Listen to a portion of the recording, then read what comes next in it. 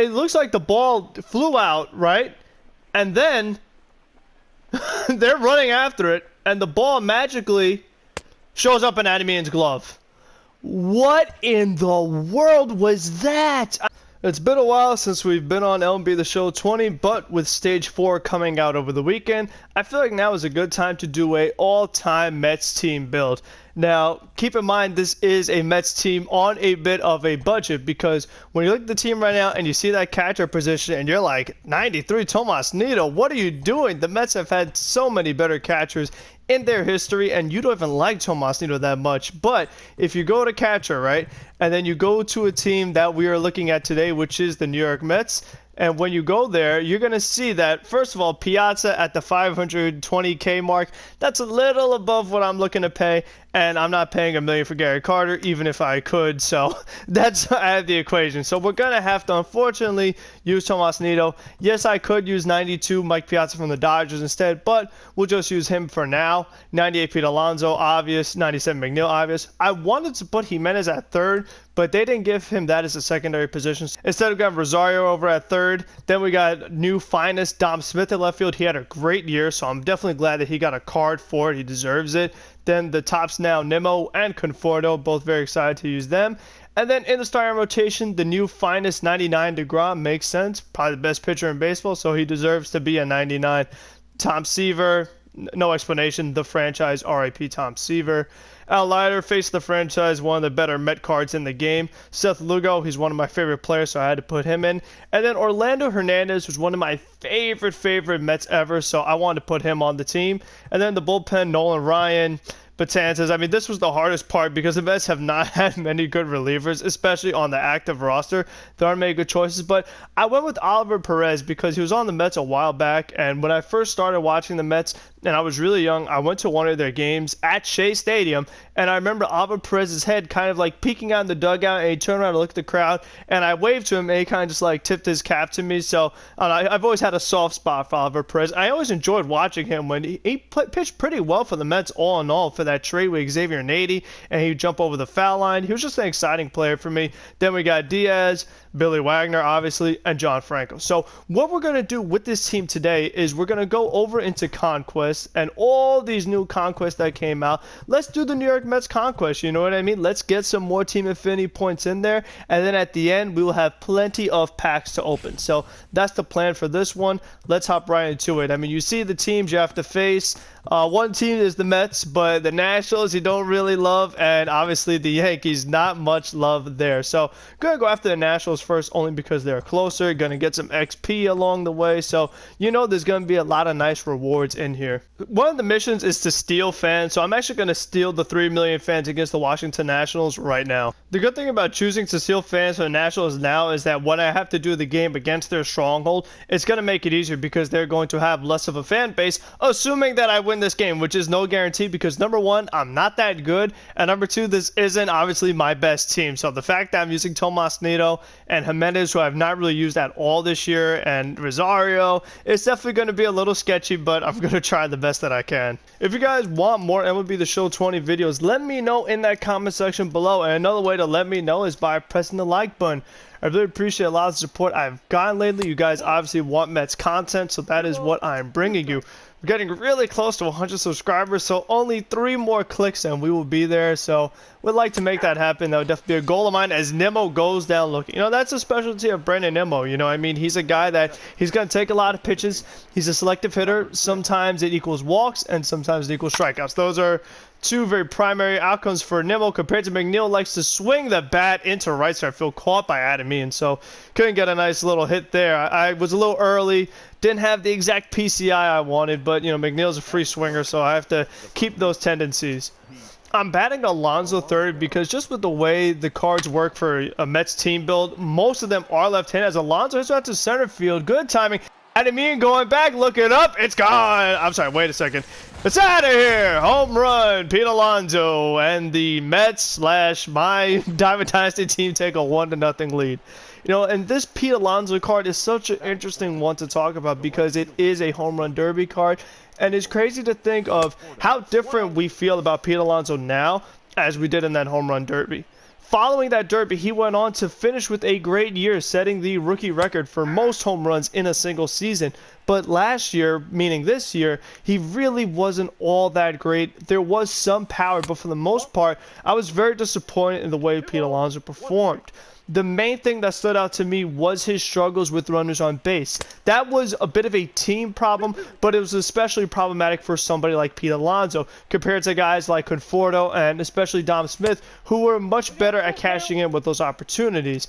And that's proven with how much better of an average they had than Alonso did. So my thing for Pete is, I would love to see him cut down on his swing a little bit, as now Conforto goes out to deep left center field, and that one is gone. 3-2 count, Michael Conforto taking the outside pitch to the opposite field. That's something Conforto did really well. But to get back to Alonso, he really has got to stop overswinging. And I really want to see Pete be more of a hitter that just tries to put bat on ball, because that would help him be so much more effective in those situations with runners on base. Because if he could stop striking out and just get the sacrifice fly, just move the runner over, it seems like small things, but it would make such a big impact for a team like the Mets. If you could just get another run here or there, that could be the difference maker in between winning and losing games. And with the Mets in the last 2 years just barely missing the playoffs by a couple of games, winning a game here and winning a game there, that gets you in the playoffs. So I don't want to blame it all on Alonso, but I do think that he can be a much better player. Adam Ian takes the first pitch very deep, but foul. Oh, man. I did not want the first pitch from 99 Jacob deGrom to be a leadoff home run.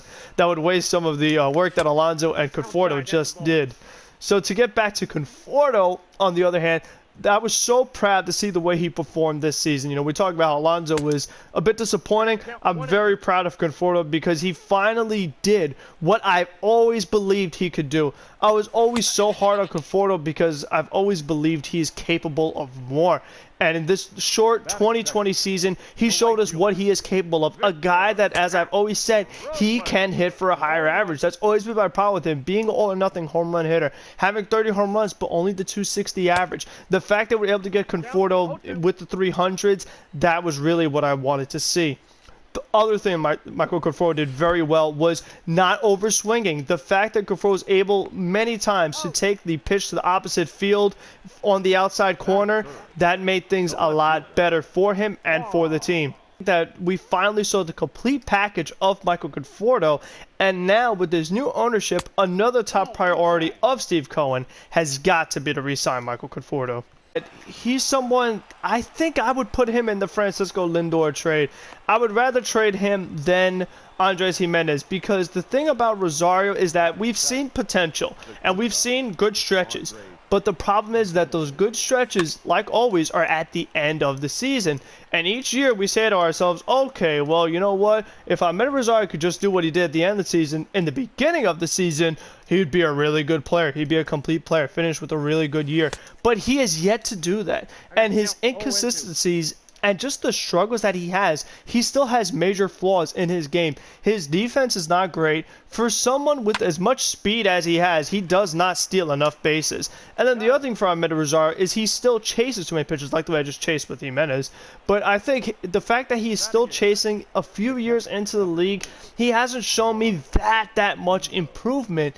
And again, because of the inconsistencies, I just can't say that he is the long-term solution at shortstop. I like that Andres Jimenez, I feel like there's more upside in him because he already looks like a more polished player, especially defensively. He doesn't chase as much, puts the bat on the ball a little more. Obviously, it doesn't have Ahmed's power. You know, that's the one big flaw in Jimenez's game. But we saw Jimenez do a really good job of using his speed this season. I just saw a lot of good things from him. And one of the other things to be mindful of is that even if the Mets decide not to pull off a trade for Francisco Lindor in this offseason, the following offseason, there's going to be a lot of very good free agent shortstops. So I just think that you can't say that Rosario is the solution. I believe that is a position you absolutely have to upgrade.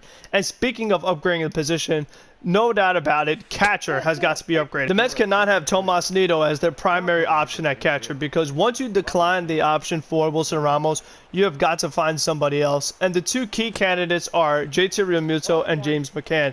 I would be fine with either one. I've expressed my concerns about Realmuto, but by many, he is still considered the best catcher in the game. So I can't say no to that. But on the other hand, if I could get James McCann at a smaller rate and be able to get more players because of that, since I invested less money into catcher, I could fill in some other areas like starting pitching, like relief pitching. Maybe I lean towards McCann, because it's not like the Mets only need a catcher. As I've said before, the Mets have a lot of areas they need to address. So if signing McCann helps you address those other areas because you have more money to spend, even though the Mets have a ton of money, but it's interesting to see what way does Cohen and Sandy want to spend it. You know, that's the thing that is very unknown. Who is going to be the other guys that are going to come into this front office? There are no key people that stand out to me. As I've said before, I want the Mets to do their due diligence on selecting the right candidates, because they're going to be so important to what players the Mets decide to pick. The choices the Mets decide to make in the front office are so important, because those are going to be the guys who decide what choices to make with the team. And that's ultimately what's going to determine the team's success as far as wins and losses are concerned. So getting the right front office will be the difference maker for can the Mets finally get back into the playoffs, because to me, 2015 feels like it was way too long ago, and I don't want to see these playoff droughts anymore. I want to see the Mets finally be a team that it's every year they're in the playoffs, like plenty of these other teams that we see in baseball. You know, teams like the Dodgers and the Cubs and even the Braves and the Yankees. These are teams that are always in the playoffs, and I want to see the Mets become one of those teams to where making the playoffs is not this huge miracle and massive celebration, because making the playoffs is one thing, but being able to make deep playoff runs and actually win a World Series, now that's a whole nother story. And that's what I feel like, that's why you want Steve Cohen, is because you feel that you have a much better chance of being able to get all the way to the top, because he should make the right moves and be willing to make the moves. That was the other problem with the Mets, is that you felt that they were always going to bottom out. They weren't going to go all the way. They were just going to do a couple of minor things, and that's it. But you hope that with Steve Cohen's mindset and budget, that he will be able to go all the way and really turn the Mets into the team we want to see them become. If you watch the way the playoffs have been, especially recently, this year was another example of it. Teams use a ton of pitchers. Even in a Game 7, a winner-take-all, they're willing to use 7 pitchers. And the Mets do not have 7 pitchers that you feel confident and comfortable with in a very close World Series or playoff game. And that can't be the case. That is why they can't just get 1 arm or 2 arms. Since the Mets pitching is so bad, they need multiple arms. And I really want that to be a point of emphasis for them. This year is not supposed to be the best players at every single position that have been member of the New York Mets, because when I was making this team, I saw some cards that used to be Mets that it just would have been too painful for them to use. Cards like the 99 d'Arnaud, who we know that as a Met he had his good times and bad times, so just seeing him become a 99 and being so good for the Braves in a couple of their playoff series and against the Mets, of course, definitely was very frustrating. And then other cards that stood out, the Silver Slugger, Daniel Murphy, who the Mets let walk away, which they never should have, in my opinion. And then the other card that really stood out, 98, Justin Turner, who we know the Mets definitely did not get the most out of him, and he turned out to be a very good player for the Los Angeles Dodgers.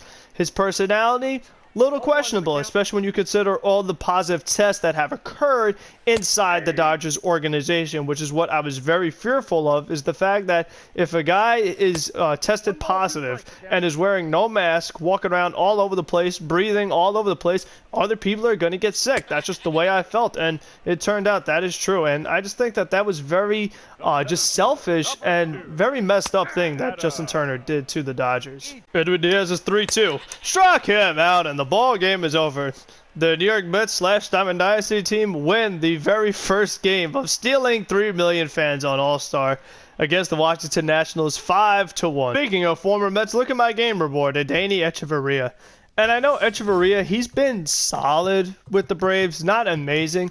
But the thing that was really frustrating about Hechavarria is just the reason why he is not on the Mets any longer. And that is because they did not want to pay his whatever it was, $1 million, maybe $1.5 million bonus. And I just think that stuff like that is what I really hope ends in the Steve Cohen era, that you don't make little dumb moves of getting rid of players just because you don't want to spend a little extra money. I just believe that stuff like that has got to stop happening. We just beat the Nationals on All-Star for stealing fans. Now we have to beat them on All-Star again to actually take the stronghold. And I want to use a different. I want to use a different starting pitcher for each game. So last game we used 99 DeGrom. This game we're going to use 99 Tom Seaver. And this time we go up against Strasburg instead of Max Scherzer. So that also makes for a different pitching matchup. If the Mets actually do sign George Springer, which I do think is a real possibility, I wonder what that means for Brandon Nimmo, because you know that George Springer is taking up an outfield spot and Michael Conforto is taking out another outfield spot. So then, if you still have J.D. Davis on the roster, you're now looking at the combination of J.D. Davis, Jeff McNeil, Dom Smith, and Brandon Nimmo all for one outfield spot. So who would end up getting the playing time? Because if there is no DH, Alonso's at first, so I think maybe the next best candidate, it could be Dom Smith out there, could be Jeff McNeil out there. And if the Indians really want Brandon Nimmo for a Francisco Lindor trade and you have Springer, unfortunately, that might be a move you have to do. I only say unfortunately because I like Brandon Nimmo as a person. I like the way he gets on base, and he's just a good personality for the team, how much energy he has, and he's just fun to watch. But all in all, I mean, he is not a great defensive center fielder. He's not a great hitter per se. He gets on base a lot, but other than that, he isn't that amazing of a player. So, I mean, I do understand why George Springer and Francisco Lindor would definitely be bigger upgrades over Nimmo. It would just be unfortunate because I like the guy. And Conforto drives one out to deep left center field. Perfect timing. Good looking up, and it's out of here. 3-run homer for Michael Conforto here in the first inning. And the New York Mets / Diamond Dynasty team goes up early 3-0 in the first inning. The 2-2 from Tom Seaver. That one's popped up shallow left field. Dom Smith coming on. He's able to get there. All right, nice play, Dom.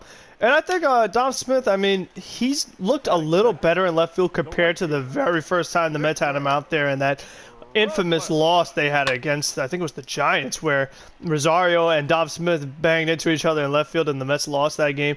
Ever since then, Dom has been better in left field, and he's just been better overall. And again, just I think that people aren't talking about enough that if there indeed is no DH next year, the Mets lineup is going to be very interesting, because now that you can't have Alonso DH, Alonso's going to be playing first. So now that, again, it means that Dom is probably in left, and you moving other guys around, and people are not playing too. That's the other thing to consider, because we know Cano has to be out there, and it's just like Dom can't play short, JD can't play short, so now it's Rosario or Jimenez has to be out there. So it just really narrows things down, and it's like none of those guys can play catcher. So that's another spot that they can't have. So I think that the Mets are really just going to have this logjam on the infield, and I know these things have a way of sorting them out, but you just might have to trade one of these guys with the way things are looking right now. I think that's going to be probably one of the more fascinating storylines of the entire season for the New York Mets, because what if J.D. Davis is in the slump? What if somebody gets hurt? I mean, there's going to be a lot of different combinations that the Mets could go to. And you know what? In the National League, in a 162-game season, that could be a little more beneficial, because then you have a lot of pinch hitters. If guys need a day off, you're like, okay, I know I could put McNeil in right field maybe one day, and I can move Conforto over. You know, you have that option. So I just think that there's definitely going to be a lot of lineup considerations to consider for most likely the manager, Luis Rojas. And Rojas is definitely another interesting guy, because we don't know if he is going to be the Mets manager. And even if he is, does he make it the full season? If the Mets get off to a slow start again and they are struggling, I mean, would they consider a move at manager? Maybe. There is not that one guy that stands out as like, this is who the Mets need to get as the manager. Maybe you could try Beltran, but even that is still risky, because regardless, he's still going to be a first-time manager, because when the Mets originally hired him, he did not get to manage a game. But with Cora coming back to the Red Sox and Hinch being hired by the Tigers, Beltran should be allowed to have a job. And who that will be with, we don't know yet. But walking Alonso is not the best of ideas when you have Michael Conforto batting right after him, and once again is going to hit an opposite field home run, as Juan Soto and Anime are desperately trying. Wait, what? What? No, don't do that. Don't do that. Let me see this. How is this a double? Why was this not a home run? Let's see what happened here. Where's the ball? I swear I see the shadow of the ball going into the crowd, right? Am I wrong? Where's the ball? See the shadow of the ball? Look, the ball looked like it went out of the stadium, no? It looks like the ball flew out, right? And then they're running after it, and the ball magically shows up in Adamian's glove. What in the world was that? I mean, here we are in November, okay? This game came out, what was it, February, March? Whenever this game came out, this is the first time I've seen that. I mean, we're in November and we are still having glitches like that? You've got to be kidding me. I mean, it's not going to make a difference all in all in the final result of the game unless Eric Thames turns an amazing double play, which he can't because he's not a great defender. But just the fact that stuff like that could still happen, that's embarrassing. I didn't send the runners because I was like, oh, that's an obvious home run. I don't need to send them. They're just going to automatically score. But, I mean, oh my gosh. Honestly, I feel like Super Mario Sluggers on the Wii has better mechanics and just doesn't have as many glitches as this game does from time to time. That is just crazy. I kind of knew something was up once I saw Soto and Anime sprinting to the wall, because usually once it's a home run, they kind of just let back and say, oh, you know, there it goes. But the fact that it looks like the ball went out because there was a shadow by that play ball sign, and it looks like it was a shadow of the ball, you know, like going over the sign, and definitely a home run. But just very, very odd. I don't know if that's something new with, you know, because a lot of times with games nowadays, they update something and break something else. Like something that was working now doesn't work because of the other thing that didn't work. And it just seems like maybe that's what happened in this scenario as well. So I'm curious, has anyone else seen that happen yet? And I just hope that they fix that, because that would stink if, let's say, I'm playing online, or this was a very important game that I was doing, and then all of a sudden, you know, the ball looks like it's a home run and magically reappears on the field. Oh my goodness. 3-2. Struck him out, and the ball game is over. Billy Wagner, after having not the best inning, still able to put the finishing touches on another victory against the Washington Nationals. So we don't have to worry about the Nationals anymore in this conquest. It's just a matter of beating the Yankees and beating the Mets, and then opening the packs, which is probably what we're here for, and getting those team affinity points. Because one thing I like about this stage 4 is that not only do you get the nice finest card, obviously some are better than others, but just that there are a lot of rewards and a lot of points to earn in that team affinity to get all these different packs, whether it's a Ducks on the Pond pack, a finest pack, a beach ball pack. There definitely is a lot of good stuff to play for. So that is one of the things I will give MLB The Show credit for. As much as I just ripped them for all that craziness that happened in the outfield with the ball magically reappearing, I will say that as far as a content standpoint, they gave us so much stuff to do this whole year. And I think that during this whole quarantine and all the crazy things that happened, having MLB The Show there as a game to play, to put a lot of hours on, and just enjoy the grind of getting all these different players and being able to get a really good team for no money spent. I mean, a lot of these sports games, these ultimate team based modes, it's hard to get a really good team without spending money, because they encourage you. They want you to buy packs. They want to make it where it's like you can't compete with these other teams if you don't spend money. But I don't think that's the case in MLB The Show at all. That's what I really do like. So I have to give them credit for that as well. One thing I will say is just fix the nonsense that goes on in the outfield from time to time. That really would be my main gripe, I guess. Brandon taking that first pitch from Luis Severino outside for ball 1. Interesting that the Yankees are throwing out Severino for the stronghold game, not a Garrett Cole, not a Masahiro Tanaka, or anybody like that, as Nimmo takes the pitch out to center field. I think that's Clint Frazier out there for the first out. So I think that moving on from the Mets over to the Yankees, they have a lot of interesting question marks, and it probably starts in that rotation. I'm thinking about somebody like Luis Severino. How is he going to be bouncing back from injury? I think that's going to be something very important to keep in mind. Severino, he's someone that we know he has really good stuff.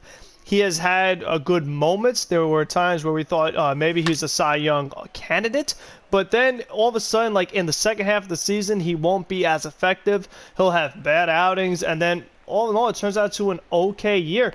And then the same thing goes for the playoffs. We've seen him have pretty good playoff games, but we've seen him have really bad playoff games. So I think that when you have Garrett Cole, you know you have that #1 ace. But what's really going to be important is what they do with Tanaka, because all in all, even though Tanaka wasn't amazing during the regular season, he would be amazing in the postseason when it mattered most. So that made up for it, because then you felt like, okay, we have Garrett Cole, and then we have Tanaka, another guy we feel confident about. Those are 2 games you could win right there. Then after that, that's where the real question marks become for the Yankees, as Alonso, a perfect swing out to deep center field, and it's going to be to the warning track, a flyout. 125 power, perfect swing, routine flyout to center field. Makes sense. Anyways, to get back to the Yankees and their starting rotation, now it's like, who do you go to? Because now Happ is a free agent, Paxton is a free agent. We just talked about Tanaka being a free agent. How is Sereno going to be bouncing back from his injury? Someone that I really would like to talk about is Deivi Garcia, because I thought that he provided some nice starts for the Yankees during the course of the regular season. But then came playoff time against Tampa Bay, the Yankees want to be cute and want to do funny things, and they only let Garcia go an inning. That can't happen. Like, I feel like Deivi Garcia is a guy that maybe could be a starting pitcher for you in a playoff scenario, because as good as the Yankees bullpen is, you can't rely on it that much in a postseason, because you really just you make it hard on your team, because then these guys could get tired, they're not as effective, and then the hitters could adjust them because they've seen them more often. And the other thing about that Yankee bullpen is, how much do you trust Aroldis Chapman? I mean, as good as Chapman could be, how many years now have we seen him give up big playoff home runs? That can't keep happening year after year. I mean, that is why, one of the reasons why the Yankees continue to fall short year after year, despite the talent that they have and the expectations that they have. The other big problem for this Yankees team is the lineup, because even though you look down the line and you say, okay, you have LeMahieu, if they resign him, you have Judge, you have Stanton, you have Hicks, you have Gio Urshela, Gleyber Torres, you can go Luke Voigt, down the line, all these big-time power hitters, guys that really should put fear into you. But then they do what they always do. They have their big games like they did against Cleveland, but then all of a sudden they get strikeout happy and they get really home run happy. They overswing and then they strike out. They don't put the ball in play, and they end up losing games. As far as the packs, we didn't get anything crazy. You know, as far as the finest, we got a lot of the base round. In the Ducks on the Pond pack, it was a rare round, and in the prospect pack, it was the 89 round, and those guys only go for like 20k, so nothing insane. In the regular packs, I pulled Diamond Arenado, who goes for nothing now compared to what he was, and Diamond Chapman. But the exciting thing is that there is more work to be done in Team Affinity. You know, the fact that I'm 92% with the Mets, still could get a beach ball pack, 10,000 stubs, and a rare guaranteed finest pack. So that's pretty exciting. And if you guys do want to see more Team Affinity, more finest, all that stuff, make sure to let me know by leaving a like, commenting, and also you can press subscribe button. Only 3 subscribers away from 100. We'd really like to hit that milestone for this channel. And until the next one, be safe, be smart, be healthy, and